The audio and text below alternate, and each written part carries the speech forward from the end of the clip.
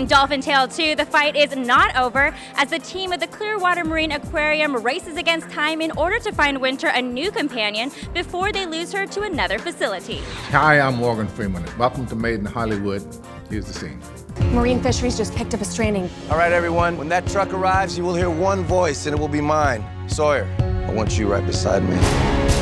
I think it's so cool that the story for this film was actually inspired by Hope's arrival to the CMA on the night of your guys' wrap party. Isn't that crazy? Were you there? I was. So you got to actually experience the rescue. I didn't experience a rescue. They were rescuing her while we were at the party. A call came in that a team had rescued dolphin, a baby dolphin, on the other coast, on the Atlantic, and they were looking for a place to take it. And the only reason that Clearwater Marine Aquarium had room is because I had built an extra pool for the movie. And because they had a spare pool now from the movie, they could take this little baby. So they brought in Hope that day. Hey, guys. How's she doing? Oh, man, she's stiffening up. By the time she was there, we had fallen asleep. We were 12, and it's the biggest regret that we have. I really wish I was there, because there was like Austin, who plays Austin Highsmith. She plays Phoebe. She actually was like right there when they got Hope. So cool. Yeah. I wish I could say that. Yeah. One of the trainers grabbed me and said, "Let's go. You know, you're going to come watch it." And so I went and got to watch her be brought out of the ambulance and rushed upstairs and lowered down and everything. So it was pretty amazing. That's them. She's so little. We gotta get her in the water fast. I'm gonna take her myself. As an actor, when do you ever get an experience like that, to kind of really experience something and reenact it in a film later? I don't think I've ever had that. I think it's the first time I've ever been part of something like that. That was really, really unique. To be portraying basically an experience that I had, I mean, I don't think that anybody has ever done that. Now all we can do is hope. That's her name. Hello, Hope. I wanted to do the movie when I first read the original script simply because it was a true story. I was astonished that it was a true story. I'm here with the CEO and director of Clearwater Marine Aquarium. You are also the executive producer behind Dolphin Tale 2.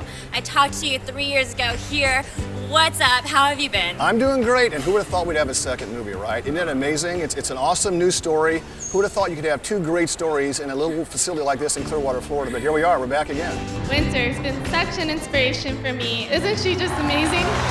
Hello, Miss Abby. It's nice to see you again. I saw you 3 years ago. Can you believe it? It's been a while, but we've been just having a great time since the last Dolphin Tale movie, and we're really excited to have wrapped up Dolphin Tale 2 and have the movie coming out very soon. How did the success of the first film impact the aquarium? In a big, big way, because our mission, Rescue, Rehab, and Release, basically was just put out there for the world to see and learn about, and ultimately education and conservation is a big part of what we do. The movie just sort of galvanized change. People showed up in droves. Sponsorship grew, so the aquarium is doing very, very well. And we can take some of the credit for that. It really is an honor and a blessing to be here today so we can show our appreciation for the wonderful work being done here at Clearwater Marine Aquarium. I think it opened up this whole new world for us to, work with people. I mean, we work with animals, we're an animal hospital, but now we help people, that have their own challenges, and they come and they meet these amazing animals. Winter is a huge draw for people that have their own challenges, because here's an animal that shouldn't have survived, and she did, which is amazing. But not only that, she's wearing a prosthetic tail. What am I supposed to do? It's a big world, Sawyer. You have to shake it up now and then. The first film was actually very significant, very important to a lot of families, adults and children who had been affected by a disability. Was that an obvious reason for you to return for this sequel? It certainly was a motivating factor. I had no idea that the movie would be so well received by everyone, especially people who've had the misfortune of suffering some sort of disability. I just was humbled by knowing that I was a part of something in a small way that could maybe help someone. It's awesome to be a part of something that's helping not only so many animals, but so many people. The continuing story of this dolphin is going to continue to resonate with the public.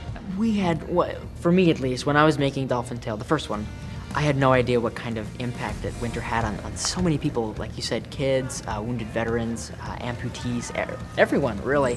These are important movies for a lot of people. I know Winter. If we don't give her this chance, what do we do?